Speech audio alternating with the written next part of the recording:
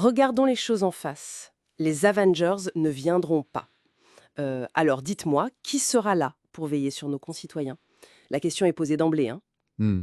Aujourd'hui, on se penche sur la bande-annonce française de Thunderbolts, le film prévu pour 2025. Oui, Notre source, c'est la transcription de cette bande-annonce VF, celle de Film Actu. L'idée, c'est de voir un peu ce que ça nous raconte, quelle histoire ça dessine. exactement. C'est ça qui est intéressant, je trouve. Comment juste quelques lignes, quelques dialogues, arrivent à poser une intrigue, mais aussi tout un contexte, une ambiance, quoi. C'est ça. On va essayer de décrypter un peu les indices, ce qui nous attend, la nature de cette équipe et puis le monde dans lequel ils évoluent. Alors on y va. Le point de départ, c'est frappant. L'absence des héros habituels. Oui, Les Avengers ne viendront pas. C'est dit.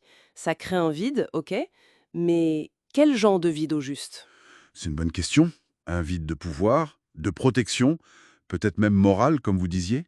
Surtout qu'on nous dit le monde est en danger. Il y a urgence, manifestement. Et c'est justement là, dans ce vide, qu'on voit arriver la formation des Thunderbolts. Et la manière dont ils sont rassemblés, c'est intriguant. Oui. On entend, vous allez m'aider à le sauver. Et la réponse, c'est nous, un peu perplexe. Puis la confirmation, oui, vous, Ah oui, ça sonne pas vraiment comme un appel aux volontaires, hein. pas du tout. Plutôt une convocation, voire une contrainte peut-être. Ça pose des questions sur qui les rassemble et est-ce qu'ils ont vraiment le choix? Tout à fait. Et l'équipe elle-même. Le portrait qu'on en fait est loin du cliché héroïque. Hmm, On nous dit jamais vu des gens aussi incompatibles faire équipe. Ça donne le ton. clairement. Et on sent un passé un peu lourd, avec des phrases comme on a tous fait des trucs moches, Oui, ou on peut pas échapper à son passé, ça revient. voilà. Et surtout, cette affirmation très directe aucun de nous n'est un héros. Ça, pour une équipe qui doit sauver le monde, c'est une base de départ assez particulière. C'est le moins qu'on puisse dire. Et concernant leur approche, leur méthode, il y a une réplique qui m'a marqué. Aucun de nous peut voler, alors on fait quoi? On cogne et on tire. Ah oui, c'est très terre à terre. Exactement. Au-delà du côté pratique, ça suggère une approche beaucoup plus brute, pragmatique, peut-être un manque de finesse qui fait partie de leur identité. C'est ça. Moins élégant, plus direct. Voilà, loin des prouesses technologiques ou des pouvoirs incroyables qu'on voit ailleurs. Ça raconte quelque chose sur eux, je trouve. Et pourtant, une mission, elle est énorme, sauver le monde. Mais ce qui est intéressant, c'est le décalage avec comment ils se voient et comment on les voit. Oui, il y a une tension là. On entend quelqu'un dire « je suis pas de taille » et une autre voix, plus extérieure, qui balance « vous avez cru pouvoir sauver le monde, vous n'êtes même pas capable de vous sauver vous-même ». Ouch, ça fait mal. Ça place le conflit autant à l'intérieur de l'équipe et même de chaque personnage qu'à l'extérieur contre la menace, quoi. Leur plus gros défi, finalement, c'est peut-être eux-mêmes. C'est très possible. Et c'est là qu'on touche à des thèmes plus profonds, je dirais. L'idée d'une rédemption, par exemple. Ah oui, Oui, avec cette phrase, quand je te regarde, ce ne sont pas des erreurs que je vois. C'est une perspective assez puissante sur des gens définis par leur passé moche. c'est vrai. Il y a aussi cette notion de nécessité mutuelle. C'est pour ça qu'on a besoin les uns des autres. Peut-être que leur force, paradoxalement, elle vient de là, de cette interdépendance un peu forcée. Intéressant. Et même l'ironie sur le fait d'être les super-héros sur les paquets de céréales, ça joue avec l'image, la définition de l'héroïsme. Oui, on sent bien ce mélange de tons. Urgence, action brute, et puis cet humour un peu noir, un peu sarcastique. C'est ça, le «j'adore ce gars» ou la remarque finale «le non, ça va pas le faire», ça apporte une touche particulière. Dans en gros, on a une équipe d'anti-héros ou de non-héros, comme vous disiez. Oui, c'est ça. Dysfonctionnelle, probablement contrainte de bosser ensemble, dans un monde qui a perdu ses repères héroïques habituels. C'est tout à fait l'image qui se dégage. Et toute l'histoire semble tourner autour de leur capacité ou incapacité à dépasser leurs propres problèmes pour réussir une mission qui sur le papier semble trop grande pour eux. Exactement. C'est ce potentiel narratif, basé sur des personnages complexes, ambigus, que cette bande-annonce met vraiment en avant, je trouve. Maintenant que nous avons survolé l'histoire et son contexte, passons aux commentaires laissés sous le trailer officiel. Démarrons l'analyse des commentaires du trailer officiel, les amis. On plonge dans les réactions, les théories, et puis toutes ces émotions brutes des spectateurs après ce dernier aperçu de Thunderbolts. Préparez-vous, ça promet d'être, riche. Ah oui, absolument. Une vraie avalanche de commentaires. Notre mission, si on peut dire, c'est d'essayer d'extraire un peu la substance, de voir ce qui ressort vraiment, et peut-être de comprendre pourquoi ce trailer a tant marqué les esprits, quoi. Alors, pour commencer, histoire de prendre un peu la température, on va regarder le top 6 des commentaires avec le plus de likes. On a AMV Volante, plus de 19 000 likes quand même, qui dit se sentir vieux parce qu'il était au lycée pour le premier Avengers.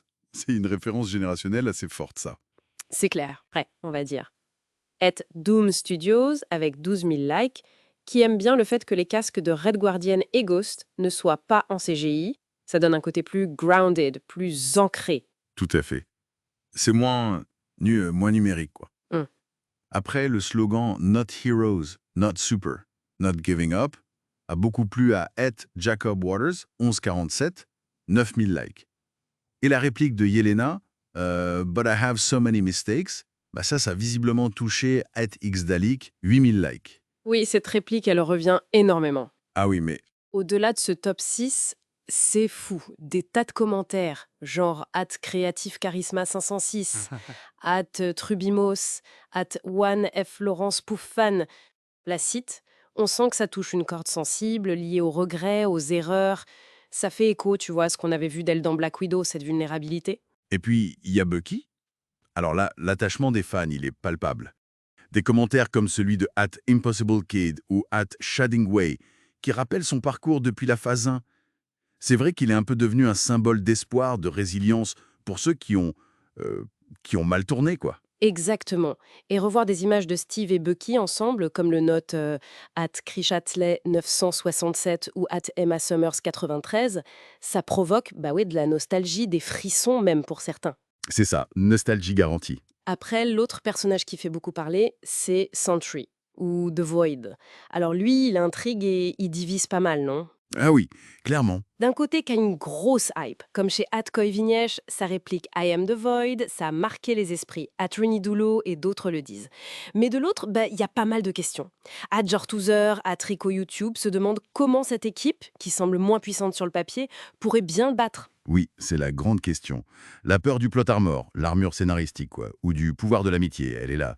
Someone for a friend ou Benjamin Smalls le disent avec un peu d'ironie d'ailleurs. C'est un classique pour ce genre d'équipe un peu anti-héros, ce décalage de puissance. Carrément. Et en parlant de réactions un peu moins enthousiastes, certains commentaires sont assez directs, voire piquants. T'as @Nemomonomique, avec un dit RIS, qui compare carrément le film à du papier toilette gratuit. Bon, ça pique un peu. Ah ouais, quand même. @GR6666, qui se demande s'il n'y a pas des commentaires de bots. Et puis la grosse interrogation, Taskmaster. Où est Taskmaster? Plein de gens le notent. Legend of Z 4450, Delcine Lockhart et beaucoup d'autres, et spéculent sur sa mort. Hmm. Et ça va même jusqu'à l'analyse de l'astérisque dans le titre.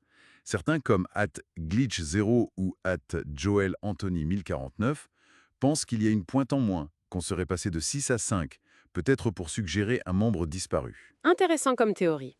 Mais bon, au-delà de ces spéculations, il faut quand même souligner un truc. La qualité du trailer en lui-même est vraiment saluée.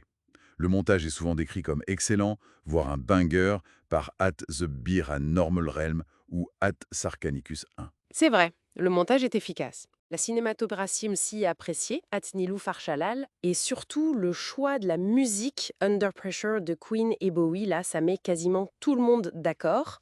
Finn's Adventure UT 1716, Thomas Cassillo 1986. Plusieurs commentaires insistent sur le professionnalisme, l'impact émotionnel des trailers Marvel en général, comme ceux de Sean Clemenzi ou Gnioxet. Bon, alors si on essaye de synthétiser un peu tout ça, l'avis majoritaire, ce c'est quoi? Globalement, il y a une excitation qui est là. C'est indéniable. Beaucoup espèrent un retour en forme de Marvel.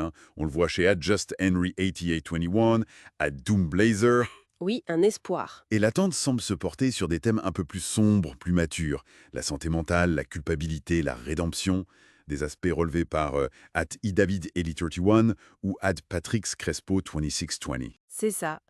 Mais faut nuancer quand même. Le scepticisme, il est là aussi. Les comparaisons avec Suicide Squad, ça revient, Acceptus Name. Certains critiquent l'utilisation un peu systématique des reprises pop dans les trailers, TG Sauneg. Et puis, il y a toujours cette crainte exprimée par Erob 7252 que le film ne soit pas à la hauteur de la bande-annonce. La peur d'être déçu.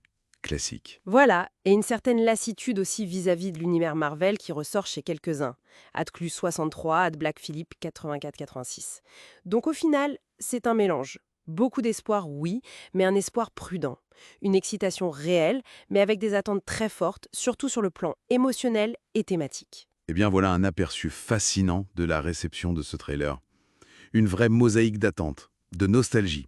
Et pas mal de théories aussi. Tout à fait. Et ça nous laisse avec une question importante finalement, hein. Est-ce que le film, au-delà du spectacle et de l'émotion que promet le trailer, réussira vraiment à explorer cette profondeur thématique sur la rédemption, la santé mentale, que tant de commentaires semblent espérer? C'est peut-être là le vrai enjeu pour Thunderbolts, non?